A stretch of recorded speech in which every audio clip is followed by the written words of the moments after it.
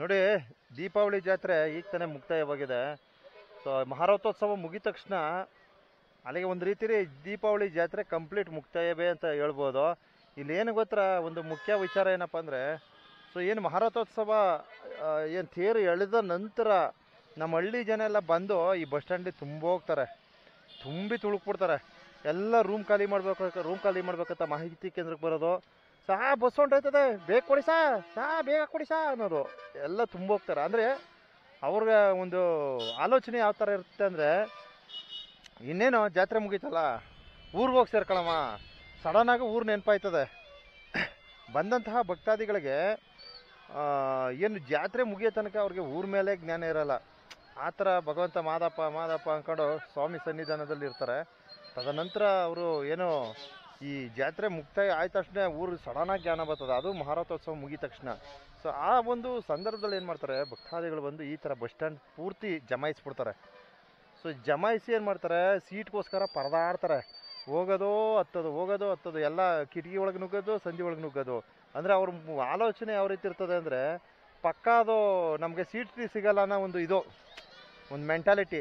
ನೋಡ್ರಿ, ನಮ್ಮ ಮಲೆ ಮಹದೇಶ್ವರ ಬೆಟ್ಟ ಏನು ದೀಪಾವಳಿ ಜಾತ್ರೆ ಪ್ರಯುಕ್ತ ನಿಮಗೆ ಹೆಚ್ಚಿನ ವಾಹನಗಳು, ಸರಿಸುಮಾರು 350 ವಾಹನಗಳನ್ನು ಬಿಡುಗಡೆ ಮಾಡಿರ್ತಾರೆ ಸರ್ಕಾರ. ಸೊ ನಿಮಗೆ ಗೊತ್ತಾಗಲ್ಲ, ಸಡನ್ನಾಗಿ ಏನು ಮಾಡ್ತಾರೆ, ನೀವು ಬಂದು ಬೇಗ ಹೋಗ್ಬೇಕು ಅಂದ್ಬಿಟ್ಟು ನೀವು ನಿಂತ್ಕೊಂಡು ಕುಂತ್ಕೊಂಡು ನುರಿಕೊಂಡು ಈ ಥರ ಎಲ್ಲ ಹೋಯ್ತಾ ಇರ್ತೀರ. ಸೊ ಆ ರೀತಿ ಮಾಡಬೇಡಿ. ಯಾಕಂದರೆ ನೀವು ಸ್ವಲ್ಪ ಹೊತ್ತಾದರೆ ಖಾಲಿ ಹೋಗೋಕ್ಕೆ ಸ್ಟಾರ್ಟ್ ಆಗುತ್ತೆ ಬಸ್ಗಳು. ಯಾಕಂದರೆ ಬಂದಿರತಕ್ಕಂಥ ವಾಹನಗಳು ಏನು ಮಾಡ್ತವೆ, ಹೋಗ್ಬೇಕಲ್ಲ ಅವ್ರೂ ಖಾಲಿ ಹೋಗೋಕ್ಕೆ ಸ್ಟಾರ್ಟ್ ಮಾಡ್ತಾರೆ. ಸೊ ಆ ಒಂದು ನಿಟ್ಟಿನಲ್ಲಿ ದಯವಿಟ್ಟು ನೀವು ಸ್ವಲ್ಪ ಸಮಯ, ಆದರೆ ಸ್ವಲ್ಪ ತಾಳ್ಮೆಯಿಂದ ಸ್ವಲ್ಪ ಸಮಯ ಕೊಟ್ಟರೆ, ನೋಡ್ರಿ ಇಲ್ಲಿ ಏನಾಯ್ತದೆ, ಸಮಯ ಕೊಟ್ಟರೆ ಅದೇನಾಗುತ್ತೆ, ಸಮಯ ಒಂದು ಸ್ವಲ್ಪ ಕಾದು ನೋಡಿದ್ರೆ ನಿಮ್ಗೆ 100% ನಿಮಗೆ ಸೀಟ್ಗಳು ಸಿಗುತ್ತೆ, ಆರಾಮಾಗಿ ನೀವು ಜರ್ನಿ ಮಾಡ್ಬೋದು. ಈ ಥರ ನುರಿಕೊಂಡು ನಿಂತ್ಕೊಂಡು ಪರದಾಡ್ಕೊಂಡು ಹೋಗೋ ಅವಶ್ಯಕತೆ ಇರಲ್ಲ. ದಯವಿಟ್ಟು ಅದನ್ನ ಅರ್ಥ ಮಾಡ್ಕೊಳ್ಳಿ, ದುಡುಕ್ಬೇಡಿ. ಇದು ನಮ್ಮ ವಿಶೇಷವಾಗಿ ನೋಡಿ, ಅಲ್ಲಿ ನೋಡ್ರಿ ಅದು ಹೆಂಗೆ ತುರುಕ್ತಾ ನೋಡ್ರಿ ಅಲ್ಲೆಲ್ಲ. ಈ ರೀತಿ ಆಗಬಾರ್ದು. ನೋಡಲಿ ಬ್ಯಾಗ್ ಎಸಿತ, ನೋಡಿ ಕಿಟಕಿ ಒಂದೇ ಒಂದು ತೆಗೆದ, ಒಂದು ಬ್ಯಾಗ್ ಎಸ್ಬಿಟ್ಟ ಪುಣ್ಯಾತ್ಮ. ನೋಡ್ರಿ ಹೆಂಗೆ ತುಂಬೋರೆ. ಈ ಕೆಲಸ ಆಗಬಾರ್ದು. ನೋಡ್ರಿ ಇಲ್ಲಿ ನೋಡ್ರಿ, ಇಲ್ಲಿ ನೋಡ್ರಿ, ಇಲ್ಲಿ ನೋಡಿ ಈಗ ಆಗಬಾರ್ದು. ದಯವಿಟ್ಟು ಅರ್ಥ ಮಾಡ್ಕೊಳ್ಳಿ. ಜನ ಸ್ವಲ್ಪ ಹೊತ್ತು ನೀವು ಸಮಯ ಕೊಡಿ. ಹೆಂಗೆ ನುರುಕ್ತಾವ್ರೆ ನೋಡ್ರಿ, ಇಲ್ಲಿ ತುಂಬೋದ್ರ ಹೊತ್ತಾಗೆ. ಆ್ಯಕ್ಚುಲಿ ಇದು ನಾನು ಜನಗಳಿಗೆ ಮೆಸೇಜ್ ಕೊಡೋಣ ಅಂತಂದ್ಬಿಟ್ಟು ಈ ವಿಡಿಯೋ ಮಾಡ್ತಾಯಿರೋದು. ದಯವಿಟ್ಟು ವಿಶೇಷವಾಗಿ ನಮ್ಮ ಹಳ್ಳಿ ಜನ ಈ ವಿಡಿಯೋನ ಶೇರ್ ಮಾಡ್ಕೊಳ್ರಿ. ಯಾಕಂದರೆ ನಮ್ಮ ಜನಗಳಿಗೆ ಒಂದು ಸ್ವಲ್ಪ ಗೊತ್ತಾಗಲ್ಲ, ದುಡುಕ್ತಾರೆ. ಅಯ್ಯಯ್ಯೋ ಸೀಟ್ ಸಿಕ್ಕೋದಿಲ್ವೇನೋ ನಡಿ ಅಂದ್ಬಿಟ್ಟು ಆ ನುರಿಕೊಂಡು ತುರಿಕೊಂಡು ಪರದಾಡ್ಕೊಂಡು ಹಿಂಸೆಯಿಂದ ವಾಹನದೊಳಗಡೆ ಸೇರ್ಪಡೆ ಆಯ್ತಾರೆ. ಆ ಕೆಲಸ ಆಗಬಾರ್ದು. ನೋಡಿ, ಇನ್ನೇನು ಮಳೆ ಬಂತು. ಸೊ ಮಳೆಯ ಆಗಮನ ಆಯ್ತಾ ಇದೆ. ಸೊ ಗಿರಿತೊಳೆ ಮಳೆ ಅಂದ್ಬಿಟ್ಟು ಈ ಮಹಾರಥೋತ್ಸವ ಮುಗಿದ ತಕ್ಷಣ ಆಯ್ತದೆ. ಅದು ಸಹಜ, ಅದು ಪ್ರತಿ ವರ್ಷವೂ ಸಹ ಆಗ್ತದೆ. ಸೊ ಆ ನಿಟ್ಟಿನಲ್ಲಿ ಈಗ ಜನ ಎಲ್ಲ ಖಾಲಿ ಆಯ್ತಾರೆ, ಗಿರಿತೊಳೆ ಮಳೆ ಆಗಮಿಸ್ತದೆ. ಈ ಜನ ಎಲ್ಲ ಖಾಲಿ ಆಗಬೇಕು, ಖಾಲಿ ಆದಮೇಲೆ ಬರೋದು, ಅಲ್ಲಿ ಗಂಟೆ ಬರೋಲ್ಲ ಮಳೆ. ಅರ್ಥ ಆಯ್ತಾ? ಖಾಲಿ ಆದಮೇಲೆ ಒಂದು ಅರ್ಧ ಗಂಟೆ 1 hour ಸರಿಯಾಗಿ ಹೊರಚುತ್ತೆ. ಜನ ನೋಡಿ ಈ ರೀತಿ ಜಮಾಯಿಸ್ತಾರೆ. ದಯವಿಟ್ಟು ಈ ಕೆಲಸ ಆಗಬಾರ್ದು. ಒಂದು ಸ್ವಲ್ಪ ಸಮಯ ಕೊಡಿ. ಸಮಯ ಅಂದರೆ ಸ್ವಲ್ಪ ನಿಧಾನ ಮಾಡಿ. ಈಗ ಹೋಗ್ತೀರ ಊರಿಗೆ, ಒಂದು 2 hours 3 hours ಸ್ಲೋ ನಿಧಾನ ಮಾಡಿದ್ರೆ ನಿಮ್ಗೇನು ಅನುಕೂಲ ಅಂದರೆ ಆರಾಮಾಗಿ ಸೀಟ್ ಸಿಗುತ್ತೆ, ಆರಾಮಾಗಿ ಹೋಗ್ಬೋದು. ನೀವು ದುಡುಕ್ಬೇಡಿ. ಆಮೇಲೆ ಬಂದಂತಹ ವಾಹನಗಳಿಗೆ ನೀವು ಒತ್ತಡ ನೀಡಬೇಡಿ. ಅಲ್ಲಿ ನೋಡಿ, ಅದು ಯಾವ ಪುಣ್ಯಾತ್ಮ ಕಿಟಕಿಯಿಂದ ಈಚೆ ಬತ್ತಾ. ನೋಡಿ, ಹಿಂಗೆ ಆಗಬಾರ್ದು. ಈ ಕೆಲಸ ಆಗಬಾರ್ದು. ಒಬ್ಬೊಬ್ರು ಕಿಟಕಿ ಒಳಗಡೆ ನುಗ್ತಾರೆ, ಆ ಕೆಲಸನೂ ಆಗಬಾರ್ದು. ಅದಕ್ಕೋಸ್ಕರ ಈ ಸಂದೇಶ ಕೊಡ್ತಾಯಿದ್ದೀನಿ ಕಣ್ರಪ್ಪ, ಈ ಮೆಸೇಜ್ ಕೊಡ್ತಾಯಿದ್ದೀನಿ. ನೋಡಿ, 350 ವಾಹನಗಳು ಈಗ ಹೋಗಿರ್ತಕ್ಕಂಥ ವಾಹನಗಳು ಬರ್ತಾನೆ ಇರ್ತದೆ, ಹೋಗ್ತಾನೆ ಇರ್ತವೆ. ನೀವು ಏನು ಸೀಟ್ ಸಿಗಲ್ಲ, ಅದು ಸಿಗಲ್ಲ, ಇದು ಸಿಗಲ್ಲ ಅಂದ್ಬಿಟ್ಟು ಕಿಟಕಿ ಒಳಗೆ ನುಗ್ಗೋದು, ಆಮೇಲೆ ಬ್ಯಾಗ್ಗಳನ್ನ ಎಸೆಯೋದು, ಬೆಲೆ ಬಾಳೋ ವಸ್ತುಗಳು ಕಳ್ಕೊಳ್ಳೋದು, ಈ ಕೆಲಸ ಮಾಡ್ಕೋಬೇಡಿ ಕಣ್ರಪ್ಪ. ಈ ಕೆಲಸ ಮಾಡ್ಕೋಬೇಡಿ. ಎಕ್ಸ್ಪ್ರೆಸ್ಸಲ್ಲಿ ಇಲ್ಲಿ ಇರ್ತಕ್ಕಂಥವ್ರೆಲ್ಲ ಆಲ್ಮೋಸ್ಟ್ 90% ಜನ ನಮ್ಮ ಹಳ್ಳಿಯವರೇ. ಅರ್ಥ ಆಯ್ತಾ? ಈ ಮಾದಪ್ಪನ ಜಾತ್ರೆನ ಬಹಳ ಅದ್ದೂರಿಯಿಂದ ವಿಜೃಂಭಣೆಯಿಂದ ಆಚರಿಸ್ತಕ್ಕಂಥವ್ರು ನಮ್ಮ ಹಳ್ಳಿ ಜನನೇ. ಯಾಕಂದರೆ ಬಡವರ ಬಂದು ಮಹದೇಶ್ವರ ಅಂತ ಅದಕ್ಕೆ ಕರೆಯೋದು. ಅರ್ಥ ಆಯ್ತಾ?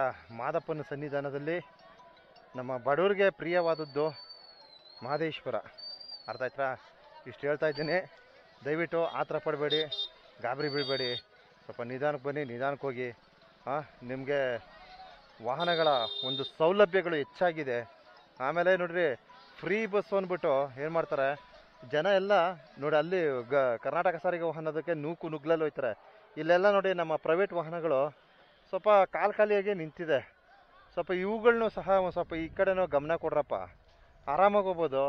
ನಮ್ಮ ಕರ್ನಾಟಕ ಸಾರಿಗೆ ವಾಹನಗಳು ತುಂಬಿ ತುಳ್ಕೋದಂತಹ ಸಂದರ್ಭದಲ್ಲಿ ನೀವು ಈ ಕಡೆ ಆರಾಮಾಗಿ ಹೋಗ್ಬೋದಲ್ಲ. ಬಂದು ನೋಡಿ, ಇಲ್ಲೂ ಅಷ್ಟೇ ಈ ಬಸ್ಸು ನಮ್ಮ ಪ್ರೈವೇಟ್ ಬಸ್ಗಳನ್ನೂ ಸಹ ಅನುಸರಿಸಿ ನೋಡಿ, ಇಲ್ಲೆಲ್ಲ ನಿಂತಿದೆ ಪ್ರೈವೇಟ್ ಬಸ್ಗಳು. ಇದನ್ನ ಬಿಟ್ಬಿಡ್ತಾರೆ, ಅಲ್ಲಿಗೆ ಓಡೋಯ್ತಾರೆ. ಯಾಕೆಂತಂದರೆ ಸೀಟಲ್ಲ, ಸಾರಿ, ಫ್ರೀ ನಿಮಗೆ ಸೀಟ್ ಬೇಕು, ಆರಾಮಾಗಿ ಹೋಗ್ಬೇಕಂದ್ರೆ ನಮ್ಮ ರೈತರು ಬಸ್ಸನ್ನು ಸಹ ಅನುಸರಿಸಿ ಅಂತ ಒಂದು ಮೆಸೇಜ್ ಹಾಕ್ತೀನಿ ಕಣ್ರಪ್ಪ.